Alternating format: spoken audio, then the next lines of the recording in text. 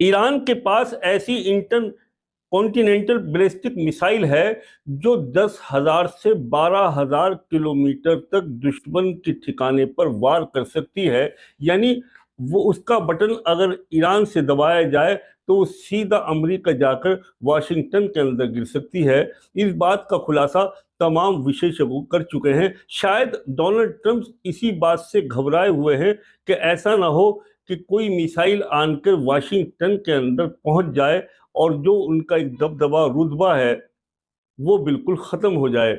Donald Trump इस युद्ध के अंदर बहुत जल्दी इससे बाहर होना चाहते हैं। वो बहाना कभी लगाते हैं कि मैंने 48 घंटे का सीज फायर कर दिया, कभी कहते हैं कि मैंने 6 तारीख तक सीज फायर कर दिया।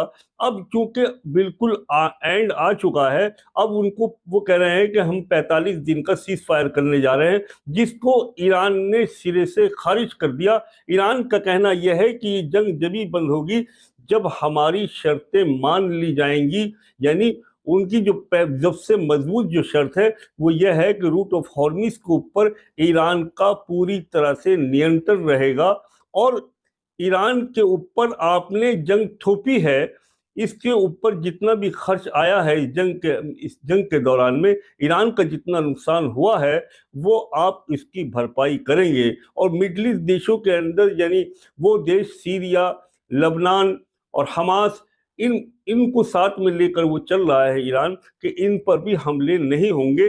और ईरान पर भी कभी भविष्य में हमला नहीं होगा, न इजराइल की तरफ से न अमेरिका की तरफ से। इस बात को अमेरिका लिखित में दे, तब जाकर सोचा जा सकता है कि ये जंग कैसे बंद हो।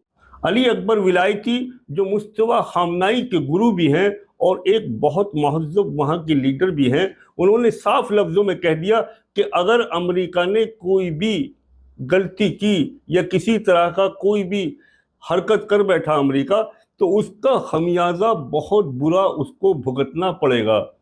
तो शायद ईरान के पास में ऐसी टेक्नोलॉजी है, ऐसी मिसाइलें मौजूद हैं जो वो जिसका तेहरान से बटन दबेगा और वो सीधा वाशिंगटन के अंदर गिरेंगी। इस बात का अंदाजा शायद डोनाल्ड ट्रंप को भी है। इसी वजह से डोनाल्ड ट्रंप इस जंग को यहीं रोक देना चाहते हैं। वो भले ही गाली गुफ्तार पर बदतमीजी पे उतर आए, लेकिन डोनाल्ड ट्रंप की ये हरकतें उनकी ये जाहिर करती हैं कि डोनाल्ड ट्रंप हरासा हैं और डोनाल्ड ट्रंप जो है बिल्कुल घबराए हुए हैं और दिमागी तवाज़ुन डोनाल्ड ट्रंप का किसी दर्जे तक ख़त्म हो चुका है।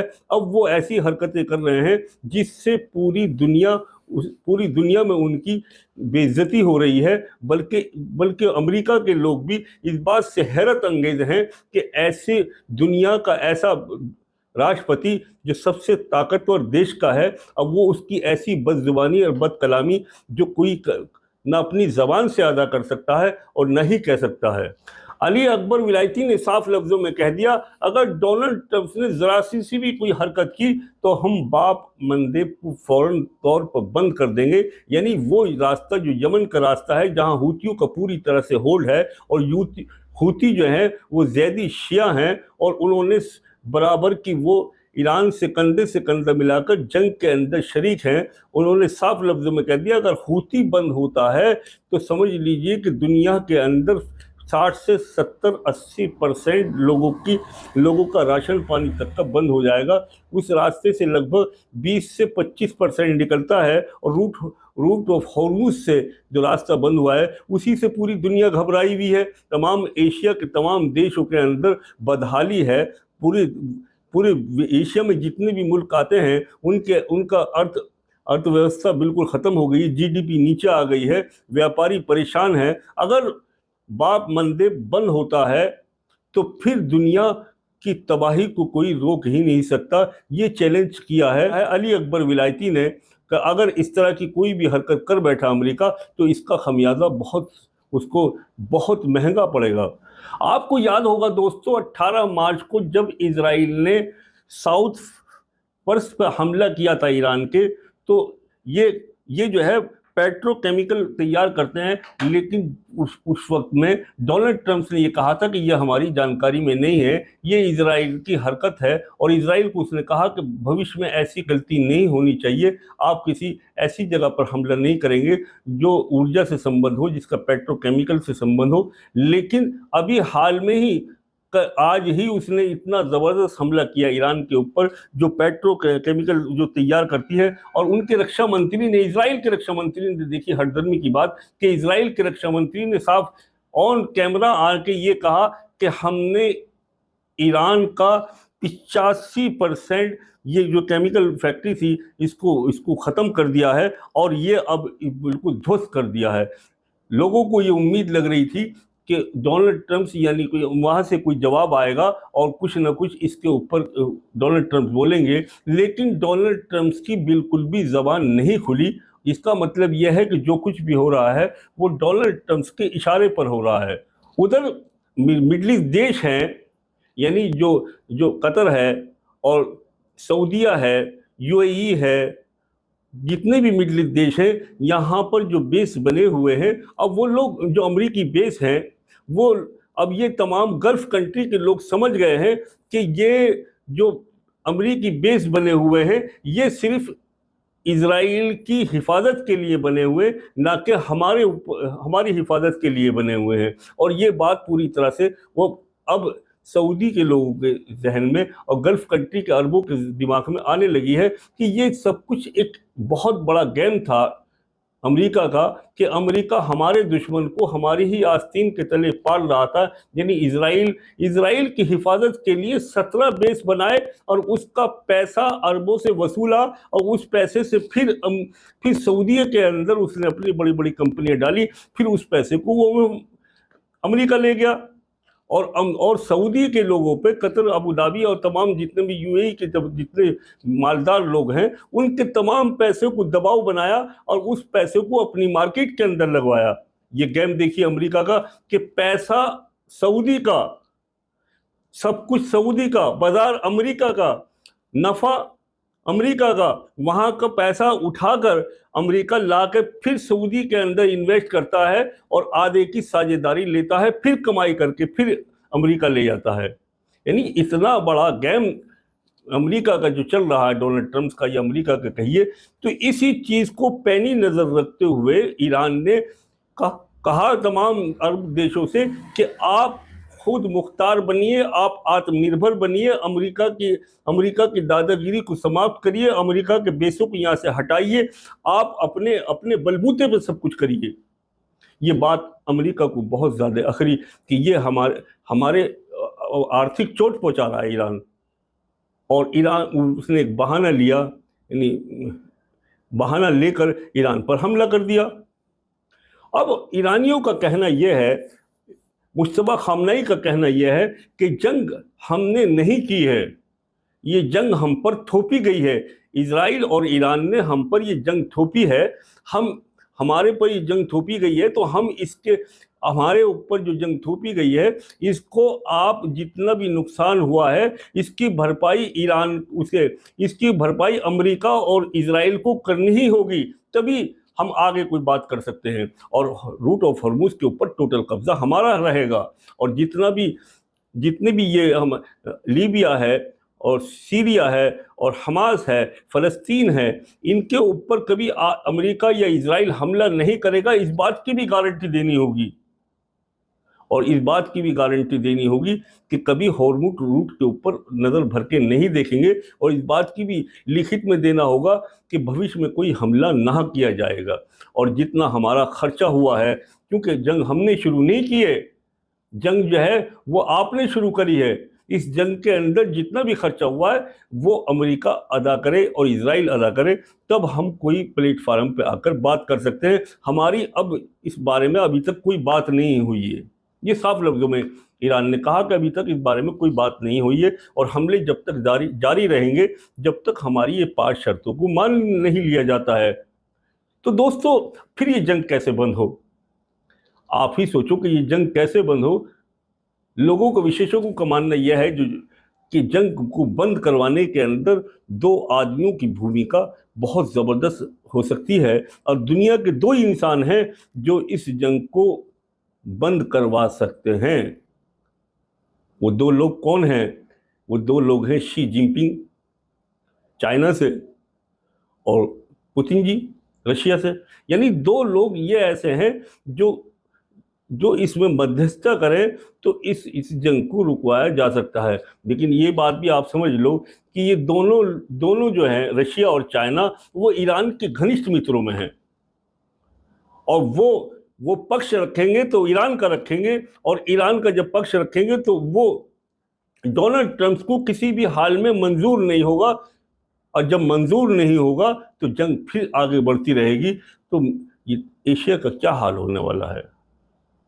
तो ये जंग आखिर बंद कैसे होगी? इस बात की निगाहें, इस बात का इंतजार पूरा पूरा विश्व कर रहा है, और खास तौर से एशिया कर रहा है, जिनका हुक्का पानी बिल्कुल बंद हो चुका है। अब हजारों किलोमीटर दूरी पर, 10-10, 55 हजार किलोमीटर दूरी पर जो देश हैं, उनकी क्या गलती है? उन गरीबों की क्या गुनाह है जो आज रोटी से भी उनको रोटी के भी लाले हैं?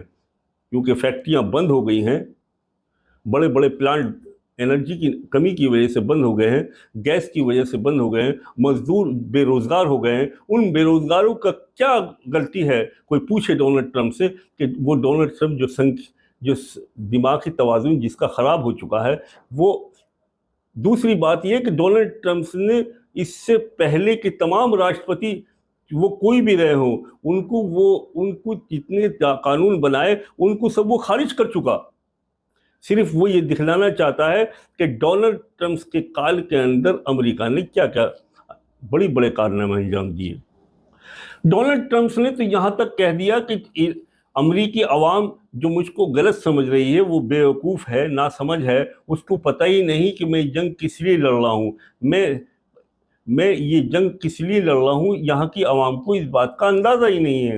यानी वो सबसे बड़े समझदार हैं डोनाल्ड ट्रंप, और अवाम सबसे बड़ी बेवकूफ़ है। उन्होंने ओबामा का जिक्र किया, उनके द्वारा जो समझौता हुआ था ईरान से कि न्यूक्लियर बम नहीं बनाएंगे, उसको मोहर लगा दी थी, और तो उसको, उस समझौते को भी इसने खारिज कर दिया, उस समझौते को भी तोड़ दिया।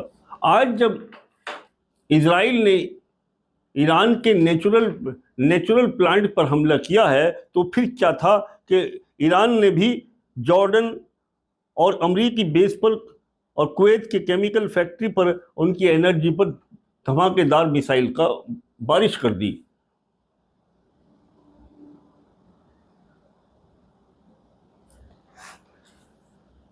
दोस्तों, हकीकत तो यह है कि ये जंग इजराइल ने और अमेरिका ने शुरू की थी, और अभी नहीं। आपको याद होगा कि 1 साल पहले इनके बड़े बड़े लीडरों को मार डाला था, सुलेमानी की हत्या हुई थी। उसके बाद में आपने देखा कि 28 तारीख के अंदर सैयद अली खामनाई को शहीद किया। उसके बाद में बड़े बड़े लीडरों को इन्होंने ख़त्म किया। और उसके अलावा ईरान के ऐसी जगहों पर इन्होंने मिसाइल छोड़े जहां पर हॉस्पिटल थे, जहां बच्चों के स्कूल थे, जहां आबादी का इलाका था। यानी इतनी चोट पहुंचाई है ईरान को इजराइल ने और डोनाल्ड ट्रंप ने कि इनकी गुनाहों की फहरिस्त बहुत लंबी है ईरान के पास में, और ईरान एक एक करके तमाम चीज़ों का बदला ले रहा है। आप देख रहे हो कि इजराइल को ज़्यादा टारगेट करता है ईरान, क्योंकि इजराइल का गुनाह सबसे बड़ा है, इजराइल सबसे बड़ा गुनाहगार है। इसलिए इजराइल को, वो कुछ भी हो जाए, बातचीत चलती रहे, सीज फायर चलता रहे, डोनाल्ड ट्रंप सीज फायर कर दे, लेकिन इजराइल के ऊपर हमले बंद नहीं किए जाते हैं। इसकी वजह यह है कि इजराइल जो है वो बेगुनाह 160 बच्चियों का कातिल है। इजराइल जो है 70,000 बेगुनाहों का कातिल है जो फ़लस्तीन में किए हैं। इजराइल जो है लीबिया के बेगुनाहों का कातिल है, और इजराइल जो है वो हमास के अंदर जो उसने हालात किया है, जो खंडर बना दिए हैं, उसका भी गुनाहगार है।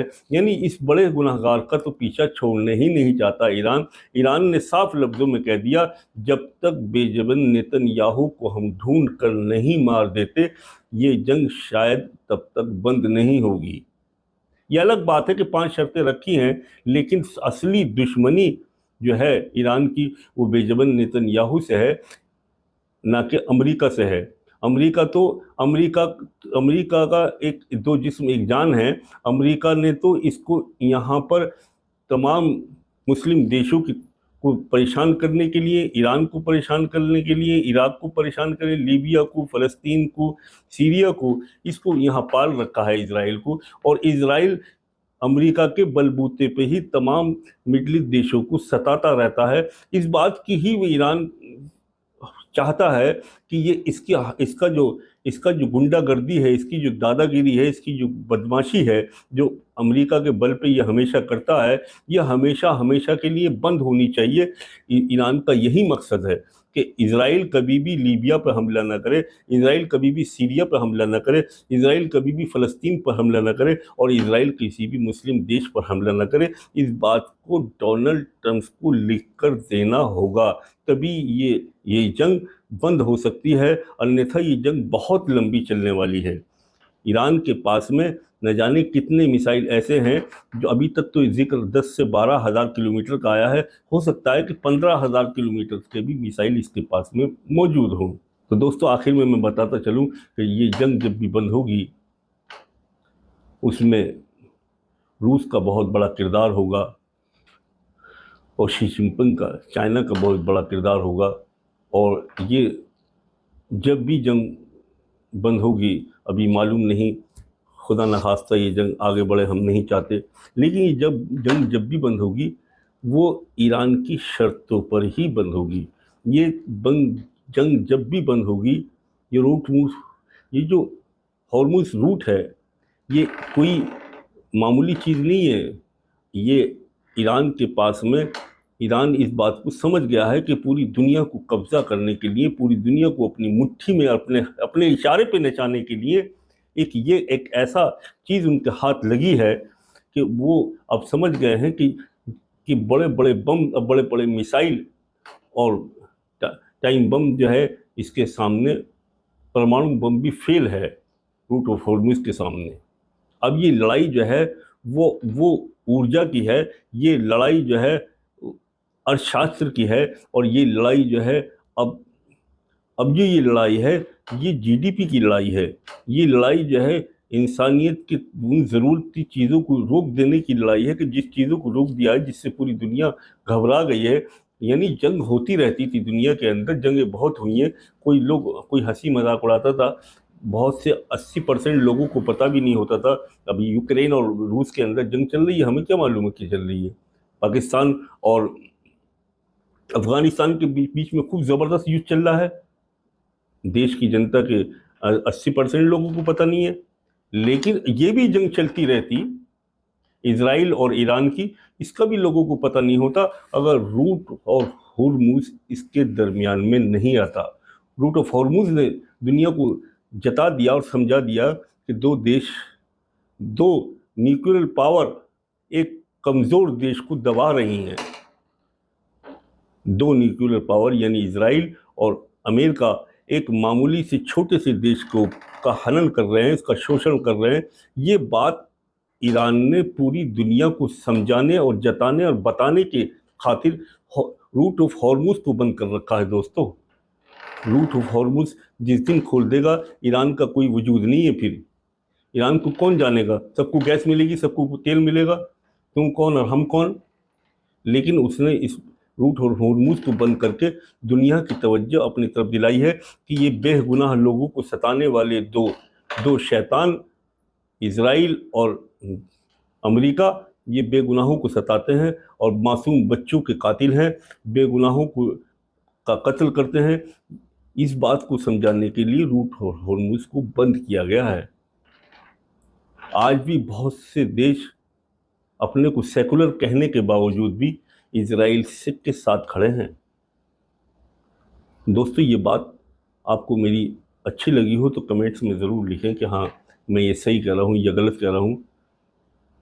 और वीडियो पसंद आए तो दोस्तों इसको लाइक ज़रूर करना और चैनल को सब्सक्राइब करें, बेल आइकन दबाएं ताकि भविष्य में आपको इस तरह की वीडियो मिलती रहें। जय हिंद, जय भारत।